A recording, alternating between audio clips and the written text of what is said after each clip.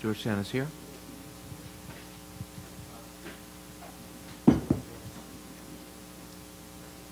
Coach Patrick Ewing and James Akinjo.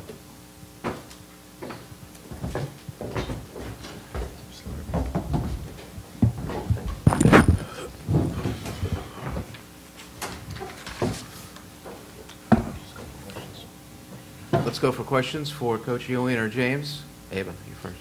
Patrick, you said coming into this game that energy and effort would be the difference. It seemed like you guys came out strong tonight, but what did you think was kind of the difference maker early in the first half there? Turnovers hurt us. We went down big early, and it was, trying to dig yourself out of a hole.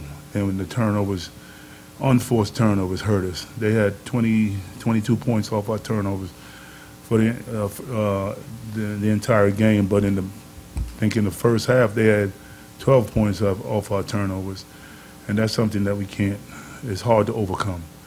When you're turning it over and you're not getting stops to back the other end, it's hard to win. Right over here, Isaiah. In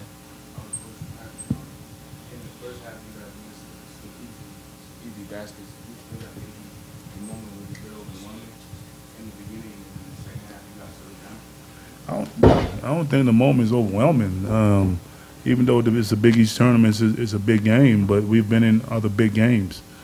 Their trap put us back on our heels, and we weren't able to get in the flow of our offense, and then we're digging ourselves out of a hole for the whole entire game. I think that's what also hurt. The turnovers, then the trap slowed us down. We weren't able to get into a good flow, and that hurt. Back to Ava. James, this is the third time you guys have followed a really big win with a loss like this. How do you account for that difference or kind of the yo-yoing there? Maturity. I think as a team, we're not as mature as we need to be right now.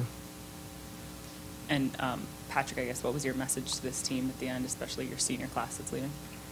I didn't really say anything about, to the senior class. I just said it was disappointed at the fact that we have a good enough team where we could be playing tomorrow, but because we didn't come with the right focus and the right effort, we fell short. Coach Ewing, talk about the chances for the NCAAs and your case for making the tournament. I'm not sure what it's going to be. It's hard when you leave the decision in other people's hands. We had an opportunity where with wins we would have had enough. Our record would have been good enough to be able to move on. Right now we still have a good record, but it's in somebody else's hand whether to put us in or put us or not. On the right, Ralph. Patrick, Powell's obviously a great player, and he had a hell of a half. But when you're watching that, what are you trying to think of to stop him? What are the things you're trying to come up with there? He's a very good player. This is the second time he's had a great game. Third time he's had a good game against us.